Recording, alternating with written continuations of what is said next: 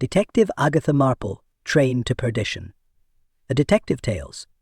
The Celestial Express stood gleaming under the waning afternoon sun, its polished brass fittings and rich mahogany panels an ode to opulence. Porters in sharp uniforms darted to and fro, hefting trunks and cases, their movements precise yet laden with urgency. Steam hissed rhythmically from the engine, mingling with the murmur of conversation as Europe's elite prepared to board. Detective Agatha Marple stepped onto the platform with a quiet air, her small frame unassuming against the bustling crowd. Dressed in a plain, sensible traveling suit, she could have been mistaken for a governess or an aging librarian, precisely how she preferred it. Her gaze flitted from one face to the next, cataloguing details with the precision of a botanist examining rare flora. A man with a booming voice and a self-important gait caught her eye as he berated a porter struggling with an oversized trunk. Dr. Percival Harrington. Agatha recognized from her briefing a renowned archaeologist with a flair for theatrics. His florid complexion and ostentatious gold pocket watch screamed excess, while his exaggerated gestures hinted at a man accustomed to being the center of attention.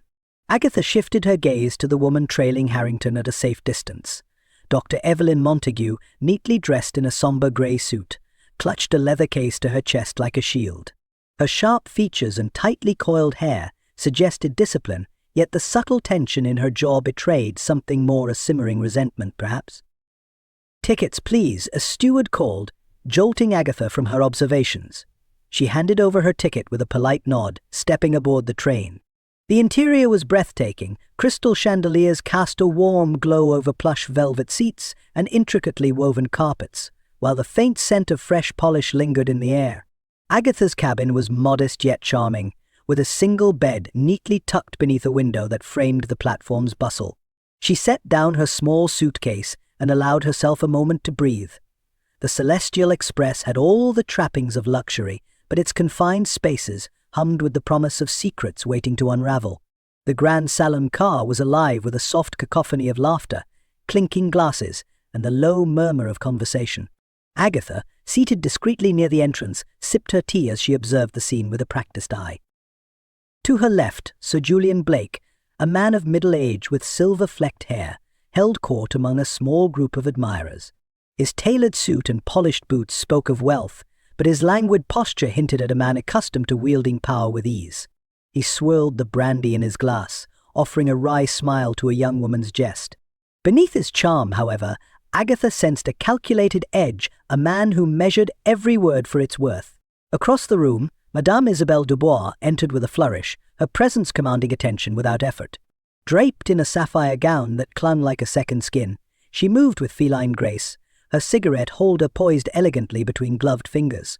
Her dark eyes swept the room, settling briefly on Harrington, who stiffened under her gaze. As the train began to move, Agatha noted how conversations shifted, subdued but purposeful, as if the passengers were subtly aligning themselves in the delicate dance of alliances and enmities. A steward passed by with a tray of champagne, pausing momentarily to serve Dr. Montague, who sat near the corner, her expression wary as she glanced between Harrington and Dubois. The tension among them was palpable, though none dared make it overt. "Curious, isn't it?" a voice murmured at Agatha's side. She turned to see the train's conductor, his demeanor brisk yet cordial. "The people we attract on this train, every ticket a story, every passenger a mystery." Agatha allowed herself a small smile. "And every mystery a lesson, if one knows where to look." The conductor inclined his head, moving on as Agatha returned her focus to the room. The pieces of the puzzle were already falling into place, though their picture remained tantalizingly unclear. For now, she would watch, listen, and wait. Suspense was the train's true fuel, and the journey had only just begun. The Grand Salon car of the Celestial Express radiated wealth. Velvet upholstery in deep crimson lined the chairs, their brass studs gleaming under the glow of crystal chandeliers. The clink of fine china and the low hum of conversation created a rhythm that was both soothing and unnervingly precise. This was no mere train, it was a stage, and every passenger an actor in a private drama. Detective Agatha Marple, sitting unobtrusively with a cup of tea, allowed herself the faintest smile. Her role, as always, was that of the quiet observer. The train's opulence and its carefully cultivated ambience only heightened the tension she sensed brewing just beneath the surface. At the center of the room, Dr. Percival Harrington held court with the flair of a showman. The archaeologist, known as much for his theatrics as for his discoveries, clutched a small, ornately carved wooden box. His eyes gleamed as he opened the lid with a flourish, revealing a gleaming artifact, a disc of polished obsidian etched with faintly luminescent symbols. "Behold," Harrington declared, his voice ringing out, "a relic of ancient power, unearthed from the sands of Anatolia. Priceless, unique, and, dare I say, potentially dangerous." The onlookers murmured their appreciation, though Agatha noticed more skepticism than awe in their eyes. Sir Julian Blake, leaning back with the practiced ease of a man accustomed to commanding attention, raised his glass. "Dangerous, you say? How delightfully dramatic," he drawled. "Though one might wonder, Dr. Harrington, if the danger lies more in your imagination than the artifact itself." A ripple of amusement passed through the audience, but Harrington's expression darkened. "Mock if you will, Sir Julian, but this artifact holds secrets that could reshape our understanding of history. Unlike some, I am not content to sit idly by, trading in stocks and idle chatter." Sir Julian's smile remained fixed, though his eyes hardened. "And unlike some, I value discretion over reckless ambition." The air between them crackled, the tension palpable. Agatha, sipping her tea, noted the subtle shifts. Dr. Evelyn Montague's barely concealed smirk from her corner seat, Madame Isabelle Dubois's raised brow as she exhaled a cloud of smoke from her cigarette holder. Each reaction was a puzzle piece, a thread in a web of motives yet to be unraveled. The corridors of the Celestial Express were quieter now, the gentle sway of the train accompanied only by the occasional clink of glasses or distant laughter. Agatha strolled slowly, her soft-soled shoes making barely a sound on the polished wood floors. Her keen eyes scanned her surroundings, noting the way shadows pooled in corners and flickered with the train's motion. She reached the luggage car, drawn by a peculiar instinct she had learned not to question. It was a utilitarian space, a stark contrast to the grandeur of the passenger areas. The trunks and cases were stacked neatly, each tagged and numbered, yet the air here felt heavier, more expectant. Then she saw at a flicker of movement, a figure disappearing between the stacks of luggage. Agatha froze, her pulse quickening. She had no need to call out. Silence was often a better ally. Instead, she stepped forward cautiously, her hand brushing against the cool leather of a steamer trunk for balance. The faint sound of fabric rustling reached her ears, followed by the sharp scrape of a shoe against the floor. Whoever it was, they were in a hurry to avoid detection. Agatha edged closer, her eyes scanning for anything amiss. There a small, folded piece of paper tucked into the gap between two cases. Agatha retrieved it carefully, unfolding it to reveal a hastily scrawled note, "Keep your distance, or there will be consequences." The handwriting was crude, the ink smudged as if written in haste. Agatha's lips pressed into a thin line. Someone was clearly intent on guarding secrets, and she had no intention of heeding their warning. As she turned to leave, a faint click echoed behind her, a lock being latched or a case being sealed. She paused, her senses on high alert. The shadowy figure was gone, but the sense of foreboding lingered like a chill in the air. The Celestial Express was not just a train. It was a crucible, and its opulent confines were beginning to show cracks. For Agatha Marple, the real journey had just begun. The Celestial Express glided through the rolling countryside, its rhythmic hum a lullaby of luxury and precision. In the Grand Salon car, the glittering passengers had settled into a tentative camaraderie, their conversations punctuated by the clink of glasses and polite laughter. The atmosphere was one of restrained indulgence, but an undercurrent of unease rippled beneath the surface. Detective Agatha Marple sat in an armchair near the window, her tea cooling untouched in its porcelain cup. Her sharp eyes, framed by wire-rimmed spectacles, moved lazily over the room, cataloguing details that others might dismiss as unimportant. A misplaced cufflink here, a too persistent gaze there, it was a dance of subtle signals, and Agatha was its unseen observer.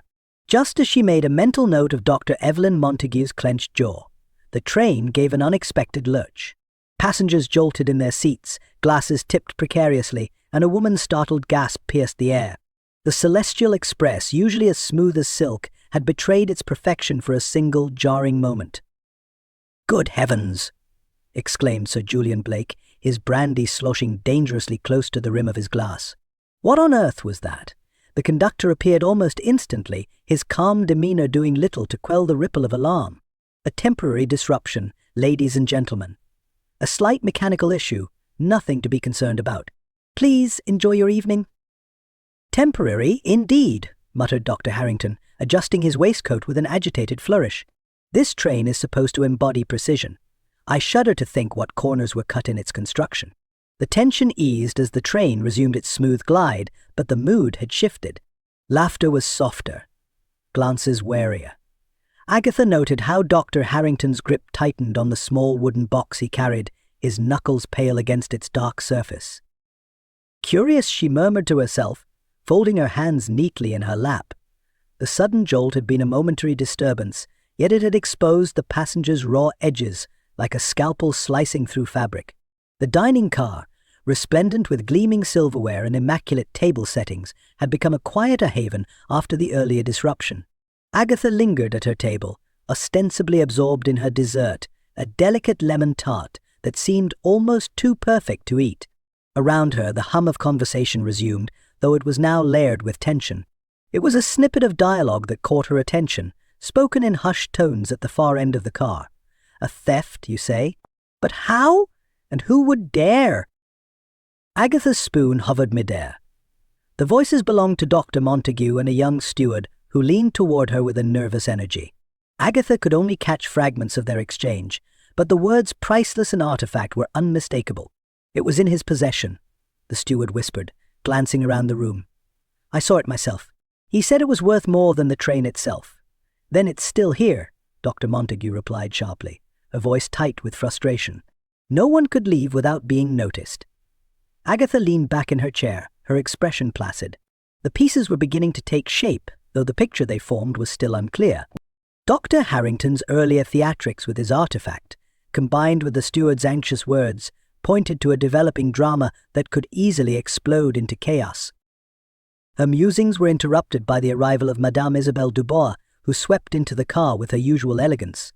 She paused momentarily, her gaze sweeping the room before settling on Harrington, seated 2 tables away.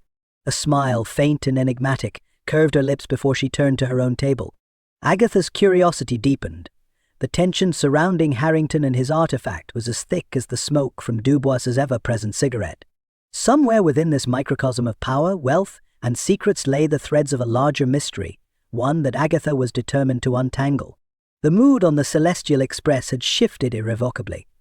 What had begun as a voyage of comfort and grandeur now felt like a performance in a tightly confined theatre, where every actor had a role to play and a secret to hide.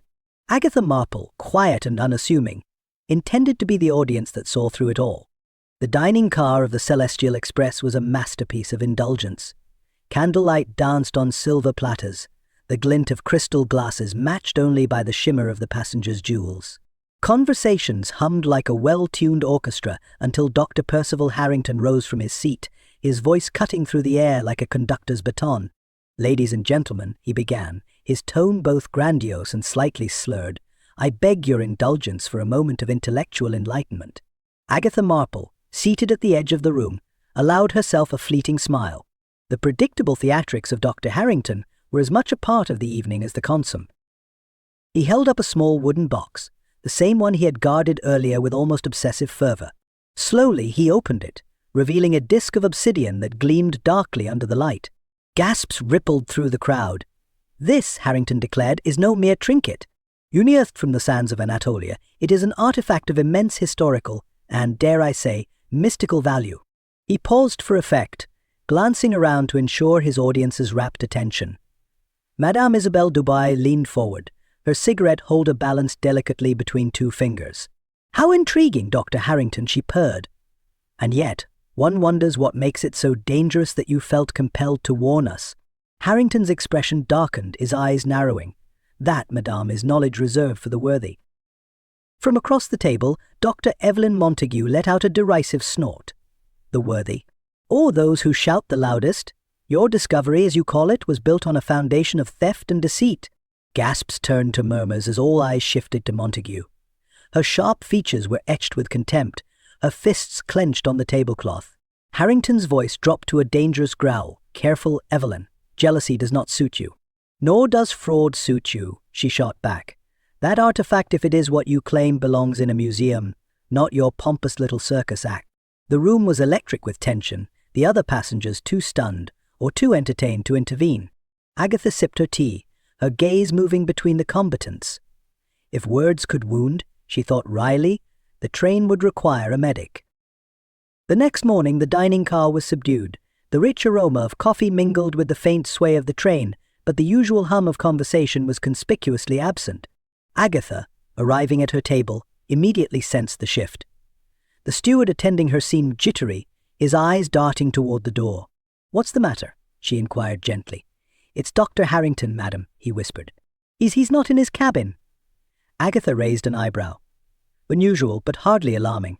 "Surely he's taken himself to some other part of the train." The steward swallowed hard. "There's more. His cabin door was open, and there was blood. A trail leading toward the luggage car." Agatha set down her teacup with care, her mind already at work. "Take me there," she said simply.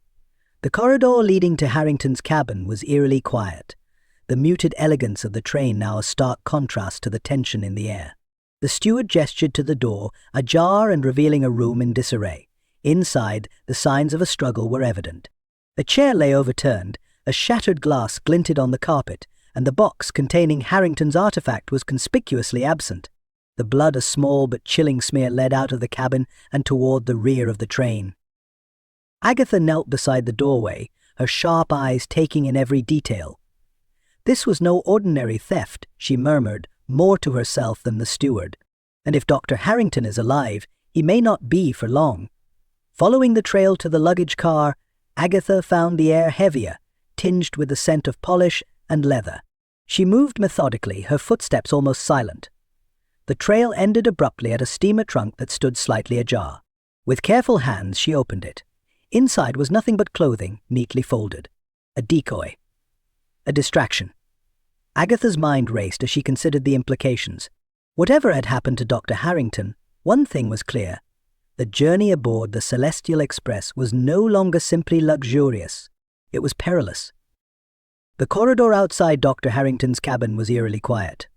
Agatha Marple stood at the threshold, her sharp eyes cataloguing the scene like a meticulous archivist. The overturned chair, the shattered glass, the faint smear of blood leading toward the door, each detail whispered of violence and haste. She stepped carefully into the cabin, her soft-soled shoes making no sound on the plush carpet. The small space felt claustrophobic, its usual elegance marred by chaos. Harrington's wardrobe hung half open, a collection of fine suits disrupted as if rifled through in haste. Agatha's gaze fell on the writing desk. The top drawer was slightly ajar, a single page sticking out like a tongue trying to confess a secret. She extracted it delicately. The paper was an incomplete letter, its contents cryptic. "I cannot trust them. The artifact is not safe here.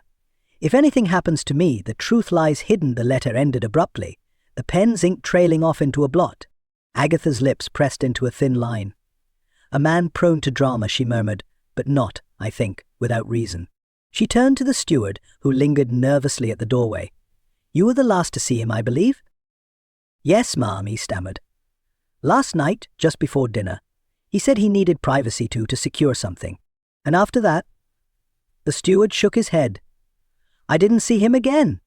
But I heard shouting later, near the luggage car. I thought it was, well, nothing out of the ordinary." Agatha fixed him with a piercing gaze. "On this train, my dear, nothing is ever ordinary. The luggage car was a study in contrasts. The meticulous order of trunks and cases seemed at odds with the growing tension that simmered aboard the Celestial Express." Agatha moved purposefully through the narrow aisles, her practiced eyes scanning for anomalies. Near the rear of the car, she paused. A faint smudge of blood marred the edge of a trunk, its surface polished to a mirror shine. Beside it, a crumpled piece of paper peeked out from the gap between two larger cases. She retrieved the paper, smoothing it carefully. It was a torn page from a notebook, the kind Dr. Harrington was known to carry. Scrawled in his familiar hand were fragmented notes. The disc must remain hidden. If exposed, consequences unthinkable. Dubois suspects too much Montague is no better. The words ended in a jagged tear, leaving the rest to agonizing speculation. Agatha's expression remained calm, though her mind raced. A concealed compartment in the trunk beside her caught her attention. With deft fingers, she pressed against the edge of the lid, feeling for an irregularity. A faint click rewarded her efforts. Inside, she found a hollow space lined with velvet. Empty. Someone was thorough. she muttered. The absence of the artifact was as telling as its presence would have been. By the time Agatha returned to the Grand Salon car, the air was thick with unease. Passengers clustered in small groups, their voices low but urgent. Rumours flitted through the room like restless moths drawn to the flame of scandal. "It's Montague," whispered a young woman draped in pearls. "She's always had it out for Harrington." "Everyone knows that." "Nonsense," countered a gentleman with a waxed moustache. "Dubois more likely. She has connections to the black market." Agatha positioned herself near a group that included Sir Julian Blake, who was lounging with studied indifference. "This is why I never dabble in relics," he remarked dryly. "They attract far too much unpleasantness." "Unpleasantness or opportunity, Sir Julian?" Agatha interjected smoothly. Her tone was light, but her gaze sharp. Sir Julian's lips quirked in a faint smile. "Opportunity, perhaps. But only for the foolish or desperate. I am neither." Madame Dubois, who had been watching from the periphery, stepped forward, her sapphire gown shimmering like a second skin. "Such accusations are tiresome," she said, her voice silk over steel. "If Harrington has vanished, I suggest we look to those with a motive like a certain jealous academic." Her gaze flicked toward Dr. Montague. Montague, seated stiffly in a corner, glared back. "I may despise the man," she said coldly, "but murder is not my style. Perhaps we should be asking why you're so keen to deflect suspicion, Madame Dubois." The verbal sparring continued, but Agatha paid more attention to what wasn't being said, the sidelong glances, the sudden hesitations. Everyone aboard the train was hiding something, and the truth was buried somewhere among the lies. As the train hurtled through the darkened countryside, its opulent confines seemed to shrink, the walls pressing in as suspicion tightened its grip. Agatha, seated unobtrusively at the edge of the room, allowed herself a faint smile. The game was afoot. The morning light filtered through the lace curtains of the Grand Salon car, softening its opulence into something almost intimate. Dr. Evelyn Montague sat rigidly in a high-backed chair, her grey suit impeccably pressed, but her hands betraying her tension as they worried at the hem of her sleeve. Across from her, Agatha Marple sipped her tea with quiet deliberation. "I imagine this is rather unpleasant for you, Dr. Montague," Agatha began, her voice gentle but probing. Evelyn's lips thinned. "Unpleasant doesn't quite cover it. The man was a charlatan. And yet," Agatha said, setting her cup down with care, "charlatans rarely provoke such passion. It must have been exhausting, sharing a professional sphere with Dr. Harrington."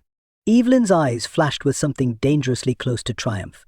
"Exhausting? No. Infuriating, certainly. He took credit for my findings, years of work reduced to a footnote under his name." She leaned forward, her voice dropping. "And the artifact, it wasn't even his to begin with. He bought it, unethically, from a questionable dealer, but you won't hear him admit to that, will you?" Agatha's gaze didn't waver. An intriguing claim. Yet even a wronged academic might not go to such extremes as to remove the offending party. Evelyn bristled. "Are you suggesting?" "No, Miss Marple. I may have detested the man, but I am not a killer. My quarrel with Harrington was professional, not personal." "Not personal," Agatha repeated softly. She let the words linger, watching as Evelyn's composure wavered. The observation car was quiet now. Its passengers dispersed after breakfast. Madame Isabelle Dubois stood near the window, a vision in emerald silk, her cigarette holder poised delicately in one hand. The countryside rushed past behind her, but her reflection in the glass was as serene and composed as a portrait. Agatha approached with her usual unassuming air. "A stunning view, is it not?" Dubois turned, a faint smile playing on her lips. "Quite. Though I find the company even more interesting than the scenery." "Indeed. Speaking of company, Madame Dubois, I was curious about your association with Dr. Harrington. A shared appreciation for artifacts, perhaps." The smile didn't falter, but Dubois's dark eyes hardened imperceptibly. Harrington was an ambitious man. Admirable in a way, but terribly reckless. She exhaled a plume of smoke. His enthusiasm for rare items often led him to unconventional sources, such as Roland Vasseur. Agatha asked, her tone light but her words barbed. Dubois laughed softly, a musical sound that carried no warmth. "Vasseur. A name spoken in whispers, often by those seeking to deflect suspicion. A convenient scapegoat for those unwilling to face their own culpability." "Yet you know of him." "Knowledge is not a crime, Miss Marple," Dubois said, her gaze steady. "And as for crimes, I suggest you look closer to the good doctor's other associates." Ambition breeds enemies after all. Agatha nodded politely, but as she walked away, her mind was already cataloguing the exchange. Dubois was a master of deflection, but her charm was too deliberate, her composure too practiced. Agatha returned to the observation car later that afternoon, seeking a moment of quiet reflection. The gentle sway of the train and the distant hum of its engine provided a soothing backdrop as she settled into a corner seat. A steward passed by offering tea and biscuits. Agatha accepted with a murmured thanks, her thoughts preoccupied with the tangled web of motives and lies aboard the Celestial Express. It was only when she reached for her saucer that she noticed it a folded note tucked beneath the edge of the cup. Her pulse quickened as she unfolded it. The message, scrawled in uneven handwriting, read, "Beware of the shadows. They see more than you think." Agatha studied the note, her mind racing. The cryptic warning was vague enough to be meaningless, but pointed enough to unsettle. Shadows, was it a reference to a person, or to something less tangible? She glanced around the car, noting the passengers' casual postures and the staff's efficient movements. Yet the air felt heavier now, the bright afternoon sun unable to dispel the creeping sense of menace.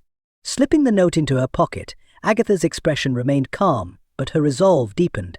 Whoever was behind Harrington's disappearance and this warning was watching, and Agatha Marple intended to turn the tables. The luggage car was dimly lit, the faint flicker of the overhead bulb casting elongated shadows across the neatly stacked trunks and cases. The rhythmic clatter of the train's wheels on the track provided a steady, hypnotic background, broken only by the occasional creak of shifting luggage as the Celestial Express swayed. Agatha Marple moved cautiously through the narrow aisle, her sharp eyes scanning for any sign of disturbance. Her instincts, honed through years of quiet observation, told her this was no ordinary search. Somewhere amid the cases and crates lay a thread she needed to pull. She crouched near a battered trunk bearing Harrington's initials, her gloved fingers testing its latch. It wasn't locked, a fact that struck her as odd for a man so protective of his possessions. Just as she lifted the lid, a faint sound reached her ears, a whisper of movement, a scuff of leather on wood. Agatha froze, her senses prickling. Someone else was here. Slowly she rose, her back straight and her expression calm, though her pulse quickened. The attack came swiftly, a figure lunging from the shadows, arm outstretched. Agatha sidestepped with surprising agility, her unassuming stature allowing her to slip past her assailant. The figure stumbled, cursing under their breath, and disappeared into the shadows before she could see their face. Agatha steadied herself, her heartbeat returning to normal. She surveyed the car, noting the hastily overturned trunks and a faint impression on the dusty floor where the assailant had stood. Whoever they were, they had something to hide, and now, so did she. The Grand Salon car was alive with its usual opulence, but the atmosphere had shifted. The passengers, once immersed in polite pleasantries, were now guarded, their conversations clipped and their glances furtive. Sir Julian Blake sat near the window, swirling a glass of brandy with practiced elegance. He appeared relaxed, but Agatha noted the stiffness in his shoulders and the faint tension around his eyes. She approached with a small, polite smile. "Sir Julian," she began, settling into the chair opposite him, "I've been meaning to ask what drew you to sponsor Dr. Harrington's work. Archaeology seems an unusual pursuit for a man of your varied interests." Julian's lips quirked in a faint smile, though it didn't reach his eyes. "Ah, Miss Marple, you're as astute as ever. Let's call it an investment in history. Or, perhaps, in opportunity. Opportunity." He leaned back, regarding her with measured amusement. Harrington had a knack for finding things others couldn't. His methods were unconventional, yes, but his results were often lucrative. Lucrative enough to risk a reputation. Agatha's tone was light, almost conversational, but her words carried weight. Julian's smile tightened. "One must weigh risk against reward, Miss Marple. Harrington's disappearance is regrettable, but I assure you my involvement ends at the funding of his expeditions." Agatha nodded, though her mind lingered on his choice of words. Regrettable, not tragic. Financial, not personal. Sir Julian, it seemed, valued the tangible over the sentimental. Back in Harrington's cabin, Agatha carefully examined the contents of his luggage. Despite the apparent chaos left by the earlier search, her practiced hands found a hidden compartment beneath the false bottom of a leather satchel. Inside was a velvet pouch, tied tightly with a silk cord. She untied it slowly, revealing a disk of polished obsidian, the artifact Harrington had so dramatically unveiled. But something was off. The weight was wrong, and the texture lacked the subtle imperfections of an ancient relic. Holding it to the light, Agatha noticed faint machine marks on its edges. A counterfeit, she murmured, her tone tinged with both amusement and frustration. And an obvious one, at that. The implications churned in her mind. If Harrington's prized artifact was a forgery, what had happened to the real one? And who, among the passengers, had known enough to exploit it? She slipped the counterfeit back into its hiding place, her thoughts racing. This wasn't just a simple theft, it was a deception layered with greed and desperation. The walls of the Celestial Express felt closer than ever, the tension coiling like a spring ready to snap. As she left the cabin, Agatha couldn't shake the feeling of being watched. The shadows, it seemed, were alive with secrets, and the train's opulent facade was cracking under the weight of its passengers' lies. The conductor's quarters were small but orderly, a reflection of the man himself. Agatha Marple sat opposite him at a modest table, the hum of the train filling the silence as she regarded his composed yet uneasy expression. "I understand, Mr. Petrov, that you're a man who notices things," Agatha began, her voice measured and reassuring. "And on a train such as this, one learns to listen, even when not directly addressed." Petrov sighed, his weathered face betraying a reluctance to speak. "You're not wrong, Miss Marple," he said finally. "I overheard Dr. Harrington the night he disappeared. He was arguing with someone in the corridor outside his cabin. I didn't see who, but the voices were heated. And what did they say?" Petrov hesitated, his fingers tapping the edge of the table. "Harrington accused the other person of betrayal. He said, 'You promised it would remain safe. If this gets out, we're all ruined.'" Agatha tilted her head, her sharp mind piecing together the implications. And the other voice, "Could you tell if it belonged to a man or a woman?"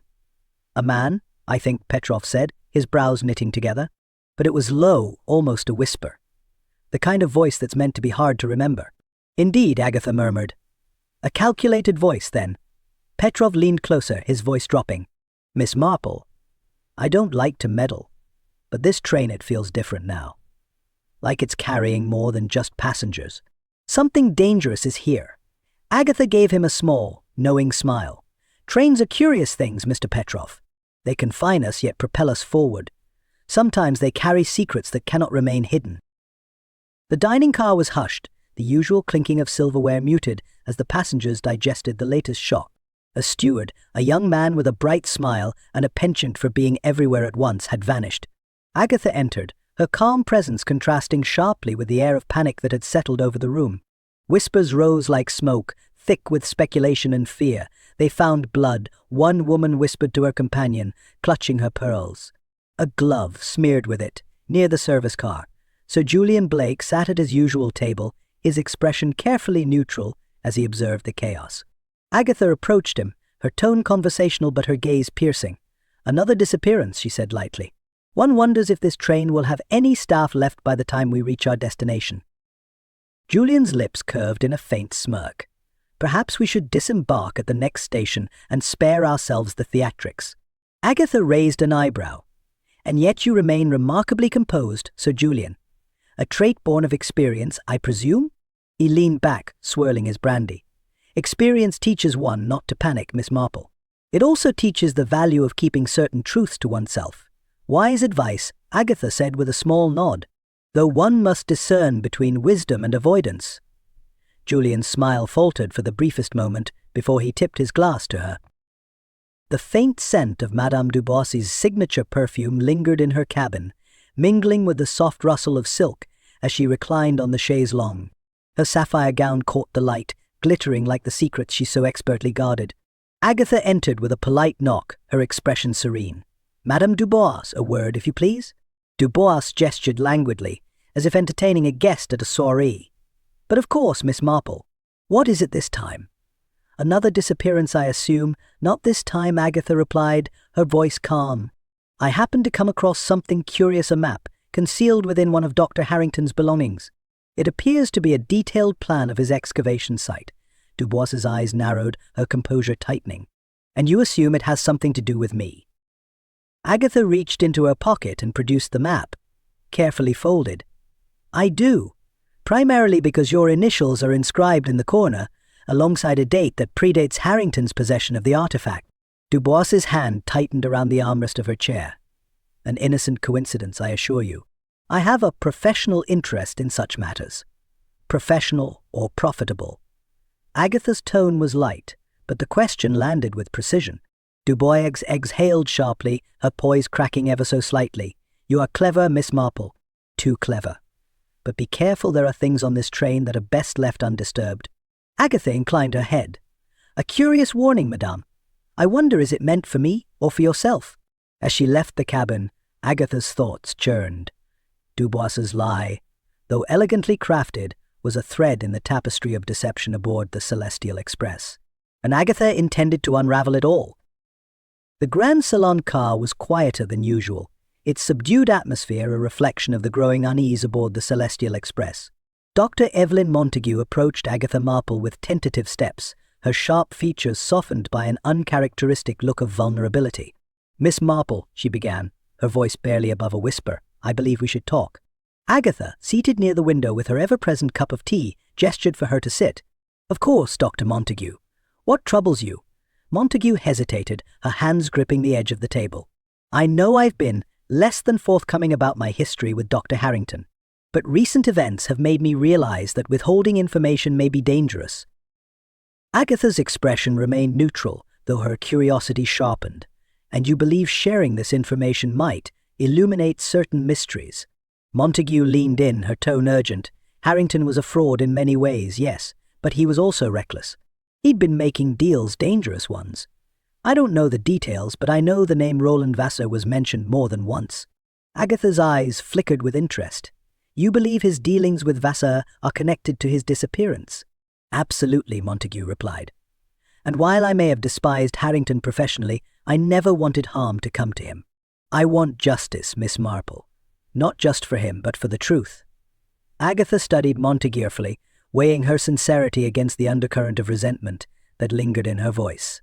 Justice, you say, she murmured. A noble pursuit, though I've often found that the path to it is rarely as clear as one might hope. Later that afternoon, Agatha made her way to the luggage car, her mind spinning with Montague's revelations. The cramped space was silent save for the gentle creak of the train, and the air carried the faint tang of metal and polish.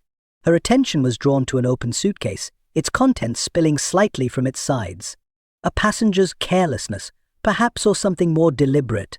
Agatha knelt beside it, a gloved hand sifting through the disarray with practiced precision. Among the folded clothes and personal effects, she found a small leather-bound journal. Its worn edges suggested frequent use, and the name R. Vassar scrawled on the inside cover sent a ripple of intrigue through her. Flipping through the pages, Agatha uncovered a series of transactions, illicit purchases, shipments of artifacts, and cryptic notes about buyers. Each entry painted a damning picture of an operation that stretched far beyond the confines of the train.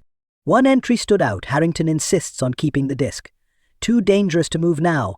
Dubois remains the only viable option if things go awry. Agatha's fingers lingered on the page. The connections between Harrington, Dubois, and Vassar were growing tighter, but the threads remained frustratingly tangled. As night fell, the Celestial Express seemed to take on an entirely different character. The dim lighting and muted sounds of the train accentuated its claustrophobia, each compartment a self-contained world of secrets. In her cabin, Agatha spread out her findings, Montague's claims, the journal, and the counterfeit artifact she had discovered earlier. The pieces were beginning to form a pattern, though the final image was still obscured. Dubois's involvement with Vassar seemed undeniable, her charm a veneer for deeper machinations. Harrington's ambition had clearly driven him into dangerous territory, but whether he had been a victim or a willing participant in his own downfall was less certain. A knock at her door interrupted her thoughts. It was Montague, her expression wary but determined. I need to know, Montague said, stepping inside unbidden. Do you believe me, Miss Marple? About Vassar, about Dubois? Do you think they're responsible for all this? Agatha regarded her for a long moment before answering. I believe there is truth in what you've said, Dr. Montague. But I also believe truth is rarely pure and never simple. Montague frowned. So what do we do now? Agatha's gaze was steady. We wait, my dear. The truth has a way of revealing itself, though it often requires a little encouragement. As Montague left, Agatha turned her attention back to the journal. her mind working through the tangled web of greed, jealousy, and fear. The shadows aboard the train were growing darker, and she knew it was only a matter of time before they engulfed someone else. The Grand Salon car was unusually subdued, the weight of recent events pressing on the passengers like a heavy fog. Agatha Marple stood at the center of the room, her slight frame and calm demeanor belying the storm she was about to unleash. "Ladies and gentlemen," she began, her voice carrying with quiet authority, "we are all aware that the disappearance of Dr. Harrington, and now a steward, has cast a shadow over this journey. However, shadows, once examined closely, often reveal what they conceal. All eyes were on her now, including those of Madame Dubois, whose elegant composure seemed just a shade too practiced." Agatha's gaze sharpened. "Madame Dubois, I wonder if you might enlighten us about your relationship with a certain Roland Vasseur." A murmur rippled through the room. Dubois raised a delicate eyebrow, her cigarette holder poised elegantly. "Miss Marple," she replied smoothly, "I do not deny Monsieur Vasseur. My work as a collector has, on occasion, brought us into contact. But to imply more is inflammatory." "Inflammatory, perhaps," Agatha said evenly. "But your presence here, coupled with Dr. Harrington's artifact and his dealings with Vasseur, suggests something far from innocent." Dubois's eyes narrowed, though her smile remained intact. "Speculation is a dangerous game, Miss Marple. I suggest you tread carefully." Agatha inclined her head. And yet, when faced with truth, speculation often becomes fact. She turned to the gathered passengers. "Madame Dubois admits her ties to Vasseur, a name tied to illegal artifact trades. Dr. Harrington, too, was embroiled in this world. Does it not follow that such connections may have played a role in his disappearance?" The room erupted into whispers. Dubois, for the first time, seemed genuinely unsettled. Later that evening, Agatha sought refuge in the observation car, its large windows offering a view of the moonlit countryside rushing past. The car was nearly empty, the silence punctuated only by the rhythmic clatter of the train. She settled into a chair, her thoughts racing. The confrontation had rattled Dubois, but it hadn't provided the clarity Agatha sought. There were still too many shadows, too many missing pieces. As she reached for her notebook, a sound behind her broke her concentration, a soft shuffle, almost imperceptible. She turned, but the car appeared empty. The attack came suddenly, a figure emerging from the shadows and lunging toward her.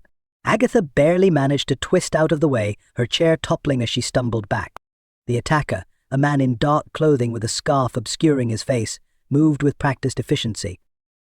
Before he could strike again, a voice rang out. "Stop right there." It was Sir Julian Blake, his usual air of detachment replaced with steely resolve. He brandished a heavy cane, advancing toward the assailant. The man hesitated for a fraction of a second before fleeing into the next car. Agatha straightened, her breath steady despite the adrenaline coursing through her. "Sir Julian, I'm in your debt." Julian gave her a wry smile. "Consider it repayment for your patience with my cynicism." "Are you all right?" "Quite," Agatha replied, her mind already analyzing the attack. "Though it seems our adversary is growing desperate." The next morning, Agatha gathered her thoughts and her courage. She requested the presence of the steward, a young man named Edward, whose nervous energy had been apparent from the beginning of the journey. As she questioned him in a quiet corner of the dining car, cracks began to appear in his story. His answers were too rehearsed, his glances too shifty. Agatha pressed him further, her tone gentle but unyielding. Finally, Edward broke. "Yes, I was helping Vasseur," he confessed, his voice trembling. "But I swear, I didn't hurt anyone. My job was only to retrieve the artifact and make sure it reached him." "And Dr. Harrington?" Agatha asked, her gaze unwavering. Edward hesitated, then whispered he refused to hand it over. "Vasseur ordered me to follow him, to find a way to take it, but I didn't expect him to disappear." "I swear I didn't enough," Agatha interrupted, her voice calm but firm. "Your role, while damning, does not absolve you from suspicion. However, I suspect you are not the mastermind behind this." Edward's eyes widened. "It's not me. It's—" A sudden commotion in the next car cut him off. Agatha's lips tightened. The game was nearing its end, but the true mastermind remained in the shadows, for now. The hum of the Celestial Express felt ominously steady, a sound that masked the storm brewing beneath its luxurious veneer. Agatha Marple sat in the quiet solitude of her cabin, her mind working through the fragments of a plan. The clues had coalesced into a chilling realization. The killer's motives weren't limited to theft or revenge. They intended to derail the train entirely, wiping away evidence and lives in one catastrophic act. She closed her eyes briefly, replaying every interaction, every overheard whisper. The train's route was perilous, cutting through steep mountain passes. A calculated sabotage at the right moment could send the entire Celestial Express into the abyss. Agatha stood abruptly. There was no time for hesitation. The remaining pieces of Harrington's collection, particularly the counterfeit artifact, were still aboard. These were the bait, and she would need to use them wisely. The Grand Salon car was tense, the passengers subdued as whispers of danger crept through the air. Agatha entered with her usual unassuming grace, but her eyes sparkled with determination. She gathered the passengers and staff, speaking with a calm authority that left no room for doubt. "Ladies and gentlemen," she began, "it is evident that this journey has taken a darker turn. However, I believe I have a means to end this ordeal." Madame Dubois arched a brow. "Do enlighten us, Miss Marple. We are all eager for resolution." Agatha held up a small box, its surface polished and unassuming. "Dr. Harrington's prized artifact, or what remains of it, is still in our possession. It seems clear to me that this is the object of the killer's obsession.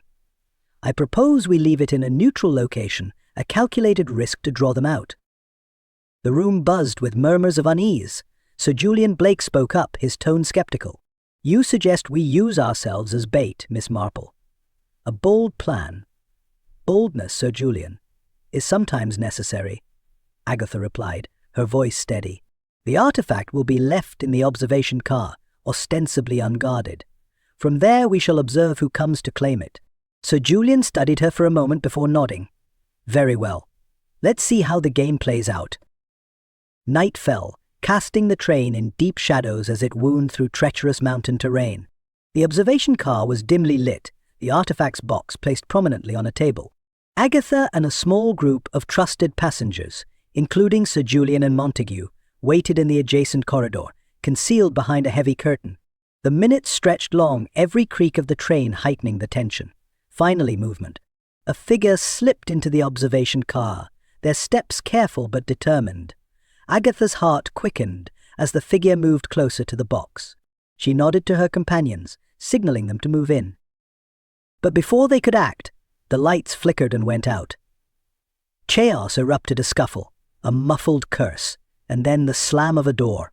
When the lights returned, the box was gone, and Sir Julian stood over an overturned chair, his expression thunderous. "They've escaped." Agatha, remarkably calm, turned her sharp gaze to Julian. "Have they?" He blinked, his composure slipping. "What are you implying?" Agatha stepped closer, her voice soft but cutting. "I'm implying, Sir Julian, that betrayal often comes from the closest quarters. You knew of the plan because I told you directly. And yet, it was carried out with remarkable precision, almost as if someone had informed the culprit."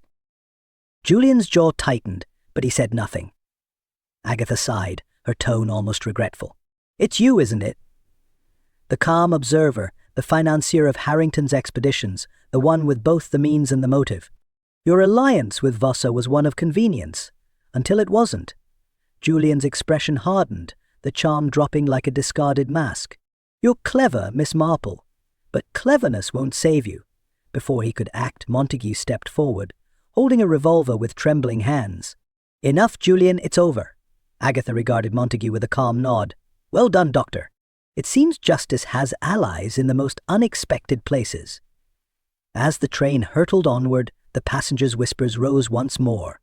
But for Agatha Marple, the game's conclusion was inevitable. She had drawn the mastermind into the light, and now the shadows would dissolve. The morning dawned cold and grey, casting long shadows through the Celestial Express as it wound its way through the mountains. The passengers were subdued, the weight of recent events pressing heavily on them. In the Grand Salon car, Agatha Marple stood at the center, her calm demeanor commanding attention. "Ladies and gentlemen," she began, her voice steady but tinged with gravity, "I believe the time has come to shed light on the darkness that has engulfed this journey. The disappearances, the thefts, the lies, all of them converge on a single truth." Her gaze swept over the room, pausing briefly on Madame Dubois. The collector lounged in her seat, exuding an air of indifference that Agatha knew was a carefully constructed mask. The culprit behind these crimes is not an outsider or a shadowy figure beyond these walls, Agatha continued. It is someone among us, someone who has woven their charm and cunning into a web of deceit. Dubois's lips curved into a faint smile. Do get to the point, Miss Marple. The suspense is becoming tiresome. Agatha's expression didn't waver. Indeed, Madame Dubois, it is you who orchestrated these events. Your ties to Roland Vasseur, your knowledge of Harrington's artifact, your mastery of manipulation, it all points to you as the mastermind. The room erupted into gasps and murmurs. Dubois's smile faltered, but she quickly recovered, her tone sharp. A preposterous accusation. Do you have proof? I do, Agatha replied calmly. The journal found in Harrington's luggage contained detailed records of your dealings with Vasseur. Additionally, the counterfeit artifact, a clever ruse you used to throw suspicion elsewhere, was traced back to a dealer in Paris, a dealer with whom you have an extensive history. Dubois's composure cracked for the first time, her eyes narrowing. You're bluffing. Agatha's voice remained steady. I never bluff, madame. Your motive was clear, to secure dominance in the black market by eliminating those who could expose or challenge you. Harrington's stubborn refusal to yield the artifact and his penchant for dramatics made him an obvious target. As the tension in the room mounted, Dubois rose from her seat, her elegance now laced with fury. You speak as if you know everything, Miss Marple. But tell me, can you prove I had any part in the sabotage of this train? Agatha tilted her head slightly, her expression serene. I don't need to prove it. Your actions will do that for me. Dubois's gaze flickered toward the door, a subtle but telling movement. Agatha followed her line of sight and nodded toward the conductor, who stepped forward with a grave expression. Madame Dubois, the conductor said, I found this under your seat. He held up a small device, its wires exposed, a faint ticking sound emanating from within. Dubois's mask slipped entirely, replaced by cold defiance. You're clever, Miss Marple, she said, her voice low. But cleverness can only take you so far. She moved suddenly, knocking the conductor aside and bolting for the door. Agatha followed with surprising speed, her unassuming presence belying her agility. The chase led them to the engine room, where the roar of the train's machinery created a deafening backdrop. Dubois fumbled with the sabotage device, her hands shaking as she tried to conceal her actions. Stop this madness, Madame A. Agatha called out, her voice cutting through the noise. You've already lost. Don't take these innocent lives with you. Dubois turned, her face a mask of desperation. You don't understand. If Vasseur finds out I failed, I'm as good as dead. Perhaps, Agatha said, her tone softening, but this path will only ensure your destruction. Dubois hesitated, the device still clutched in her hands. It was the conductor who acted next, lunging forward to wrest the device from her grip. In the scuffle, it slipped to the floor, its ticking growing louder. Agatha moved swiftly, her hands steady as she examined the device. With seconds to spare, she found the mechanism and disabled it, silencing the ominous ticking. The room fell into an uneasy silence, broken only by the hum of the train. Dubois slumped to the floor, defeated, as the conductor restrained her. Agatha straightened, brushing off her skirt. A shame, madam. You might have achieved great things if only you had chosen a different path. As the train approached its final stop, the passengers began to emerge from their cabins, the ordeal behind them, but its weight still palpable. Agatha sat quietly by the window, her reflection blending with the passing countryside. The truth had been uncovered, the danger averted, but as always, the scars of greed, jealousy, and fear remained. For Agatha Marple, the train to perdition had lived up to its name, but she had ensured it reached its destination safely, if not unscathed. The Grand Salon car was awash in golden light from the crystal chandeliers, but the atmosphere was anything but warm. Agatha Marple stood at the center, her calm presence a stark contrast to the tension among the passengers. All eyes were on her as she produced a leather-bound journal and placed it on the table before her. Madame Dubois, Agatha began, her voice steady and precise. This journal, found among Dr. Harrington's belongings, contains detailed records of your transactions with Roland Vasseur. Its entries describe shipments of stolen artifacts, including the very disc Harrington so proudly displayed. Dubois, seated with her usual grace, lifted a perfectly arched brow. And what does that prove, Miss Marple? I am a collector, nothing more. Agatha's eyes sharpened. It proves your involvement in the black market, madame. But more importantly, it connects you to Harrington's disappearance. You see, the journal also references a shipment of counterfeit artifacts meant to deceive prospective buyers, a shipment you orchestrated.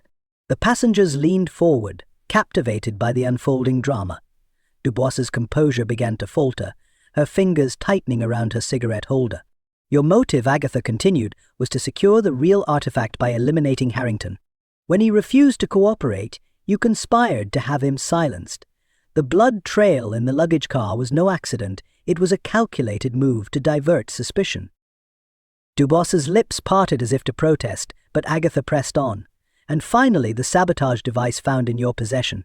It was meant to derail the train, eliminating evidence and witnesses in one fell swoop. But your plan failed. Silence fell over the room, broken only by the rhythmic hum of the train. Dubois looked around, seeking an ally among the passengers, but found none. Her shoulders sagged as she exhaled sharply.